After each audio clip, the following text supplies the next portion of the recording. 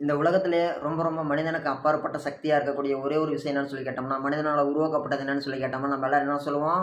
ஒரு மிகப்பெரிய எனர்ஜி என்னன்னு சொல்லி கேட்டோம்னா, கரண்ட்டுன்னுவோம். ஏன்னா மனிதனால உருவாக்கப்பட்டு, மனிதனால கண்ட்ரோல் செய்ய முடியும். ஆனா மனிதனால தொட முடியாது.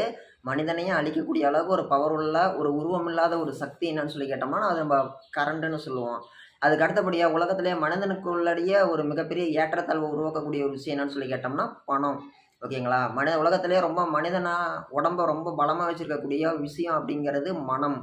மனத்த விட அதிக சக்தி வாய்ந்ததா இருக்கக்கூடியது இன்னைக்கு பணம். ஏன் மனத்த ரொம்ப சக்தி வாய்ந்ததுன்னு சொல்றாங்கன்னா, உன் மனம் தெளிவாக இருக்கும் வரை நீ ஒருவராலும் வீழ்த்தப்படுவதில்லை. நம்ம மனசு, மைண்டு ஸ்ட்ராங்கா இருந்துச்சு அப்படின்னா, நம்ப யார் சொல்லியும் நம்ம வந்து நம்மள யாருமே ஏமாத்த முடியாதாம். நம்ம எத்தன தடவ வந்து நம்மள யார் என்ன சொன்னாலுமே கூட இல்ல. நான் செய்றது கரெக்ட்டு தான். நம்ம தெளிவா தான் இருக்கிறோம் அப்படிங்கிறப்ப வரைக்கும் நம்ம யாராலயும் ஏமாத்தப்படுறது கிடையாது. நம்மள யாரும் தோற்கடிக்க முடியாது. நம்மகிட்ட பேசி யாரும் வந்து நம்மகிட்ட ஒரு விஷயத்த திணிக்க முடியாதுன்னு சொல்லி நீங்க தெரிஞ்சுக்கோங்க. அது எல்லாத்தையுமே முடிவு பண்ணக்கூடிய இடத்துல வந்து இன்னைக்கு வந்து பணம் அப்படிங்கிற ஒரு விஷயம் இருக்குது. அந்த பணம் தான் வந்து இன்னைக்கு அனைத்தையுமே டிசைட் பண்ணிட்டு இருக்குது. இந்த உலகத்துல மனுஷன் சாப்பாடுங்கிற ஒரு விஷயம் வந்து பார்த்தீங்கன்னா, உடம்புக்கு உள்ளாடி போகுது. அதனால வந்து ஒரு அளவுக்கு மேல போயிட்டா போதும் அப்படின்னு சொல்லி சொல்லுவாங்க. ஆனா உடம்புக்கு வெளியில இருக்கக்கூடிய விஷயமானது, பணம் அப்படிங்கிற ஒரு விஷயத்துக்கோசரம் தான் வந்து பார்த்தீங்கன்னா, மனிதன் இன்னைக்கு வந்து ஒரு அடிமையான ஒரு வாழ்க்கைய வாழ்ந்துட்டு இருக்கிறான்னு சொல்லி நீங்க தெரிஞ்சுக்கோங்க. இந்த உலகத்திலேயே வந்து பார்த்தீங்கன்னா இன்னைக்கு பணம் இல்லாம எதுவுமே கிடையாது. நம்ம இன்னைக்கு யூஸ் பண்ணக்கூடிய ஃபோன்லருந்து, இன்னைக்கு நம்ம லைட் வெளிச்சத்துலருந்து, குடிக்கக்கூடிய டீலருந்து, தண்ணி குடிக்கிறோம் இல்லைங்களா கவர்மெண்ட்டுக்கு, அந்த குடிக்கிற தண்ணிக்கு மொதற்கொண்டு நம்மலாம் வரி அப்படிங்கிறத கட்டிட்டு இருக்கிறோம். கவர்மெண்ட்டுக்கு வரி கட்டுறதுக்குமே கூட வந்து பார்த்தீங்கன்னா, அரசாங்கம் இலவசமா ஒரு சில விஷயங்கள் இல்ல, பல விஷயங்கள் செஞ்சாலுமே கூட, நம்ப செலவு பண்றது அப்படிங்கிறது பண்ணி தான் ஆகணும். இன்னைக்கு பணம் இல்லையேல் எதுவுமே கிடையாது. ஓகேங்களா? இன்னைக்கு மிகப்பெரிய அளவுல பணம் புழங்கக்கூடிய அதான் என்னன்னு சொல்லி கேட்டோம்னா, மருத்துவத்துறையில. மருத்துவத்துறையில ஏன் அந்த அளவுக்கு பணம் புழங்குதுன்னு சொல்லி கேட்டோம்னா, அன்னைக்கு இன்னைக்கு வந்து பார்த்தீங்கன்னா, நெறைய மாற்றங்கள் வந்துருச்சு. அந்த மாற்றத்தின் காரணமாக, அந்த மாற்றத்தின் விளைவாக, மனிதனுடைய உழைக்கும் தன்மை அப்படிங்கிறது வந்து பார்த்தீங்கன்னா, உழைக்கக்கூடிய விதம் அப்படிங்கிறது பார்த்தீங்கன்னா, பல்வேறு முறையில மாறி இருக்குது. அப்படின்னு நீங்க தெரிஞ்சுக்கோங்க. ஆரோக்கியமற்ற உணவு முறையின் காரணமாகவும், தேவையற்ற வீண் உழைப்பின் காரணமாகவும், அதிகப்படியான உடல் மன அழுத்தத்தின் காரணமாகவும் மனிதனுக்கு நோய் அப்படிங்கிறது உருவாகுது. அதன் விளைவாக, அதன் காரணமாக, பணத்தின் பற்றாக்குறை காரணமாக மனிதன் வந்து பார்த்தீங்கன்னா, என்ன பண்றான்? தன்ன தானே வருத்திக்கிட்டு, ஒரு சில தவறான விஷயங்கள்ல போய் மாட்டிக்கிறான் மனுஷன். ஓகேங்களா? பொதுவா வந்து பார்த்தீங்கன்னா, ட்ராப்புன்னு சொல்லி சொல்லுவாங்க. ட்ராப்புன்றது சொல்லி வந்து என்னன்னு சொல்லி கேட்டோம்னா, ஆங்கிலத்தில வந்து ட்ராப்பும்பாங்க. தமிழ்ல பொறிம்பாங்க. பொறிங்கிறது என்ன சொல்லுவாங்க?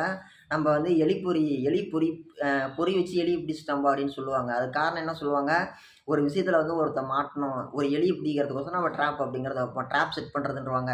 ஓகேங்களா? பொதுவாகவே வந்து பார்த்தீங்கன்னா, ஒரு செடி வளரும்போது அதில ஒரு ஆணி அப்படிங்கிறத அடிச்சிட்டோம்னா, அது யாராலயுமே வந்து என்ன பண்ண முடியாதாம், மாத்தவே முடியாதாம். என்ன சொல்லுவாங்க? "பசுமரத்தாணி போல" அப்படின்னு சொல்லி ஒரு பழமொழி கூட சொல்லுவாங்க. அந்த பசுமரத்தில ஆணி அடிச்சிட்டோம்னா, அந்த மரம் பெருசானாட்டு அத நம்மளால புடுங்கவே முடியாதாம்.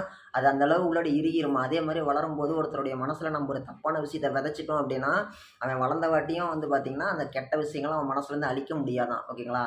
இதுக்கு என்ன விஷயம் இன்னொரு சிறந்த உதாரணம் என்னன்னு சொல்லி கேட்டோம்னு பார்த்தீங்கன்னா, நம்ம இருக்கக்கூடிய போப்பாண்டவர் இருக்கக்கூடிய அந்த வாட்டிகன் சிட்டியில வந்து பார்த்தீங்கன்னா, ஒரு மிகப்பெரிய ஒரு தேவாலயம் இருக்கு. அந்த தேவாலயத்துல வந்து பார்த்தீங்கன்னா, நம்ம எல்லாருக்குமே தெரியும். டிராவின்ஸ் என்ன பண்றாரு, ஒரு ஓவியம் வரையறாரு. பல ஓவியங்கள் ஓகேங்களா? குழந்தை இயேசு அந்த காலகட்டங்கள்ல இருந்து அவரு பெருசாகி வயசான வாட்டி தோமா அப்படிங்கக்கூடிய கேரக்டர் தான் வந்து பார்த்தீங்கன்னா, இயேசுவுடைய 13 சீடர்கள்ல அவரு தான் வந்து பார்த்தீங்கன்னா, இயேசுநாதர் வந்து காட்டிக் குடுக்குறாரு. தவறான விஷயத்துக்கு பொற்காசுக்கு ஆசைப்பட்டு ஓகேங்களா?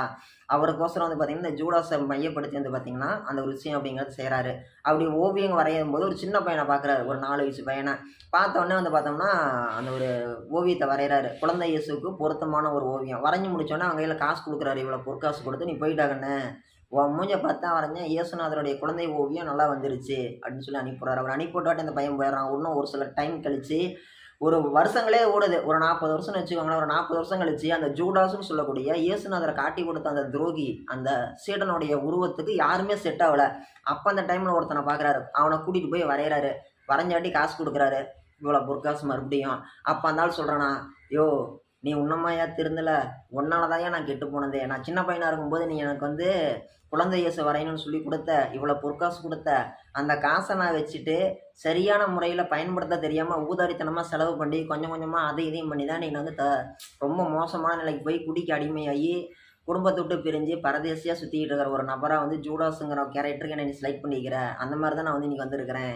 இந்த மாரி பண்ணிட்டியாயா?" அப்படின்னு சொல்லிட்டாரு. அதாவது அந்த பணம்ங்கிற ஒரு விஷயம் வந்து பார்த்தீங்கன்னா, சரியான ஆளையும் கெடுத்துரும். ஓகேங்களா? இத ஏன் நான் சொல்றேன்னு சொல்லி கேட்டீங்கன்னா, அந்த சின்ன பையனா இருக்கும்போது, அந்த டார்வின்சி குடுத்த காசு அப்படிங்கிறது தான் வந்து பார்த்தீங்கன்னா, அளவுக்கு அதிகமான காசு அவன பாதை மாற மாரி ஒரு நடந்துருச்சு. ஓகேங்களா?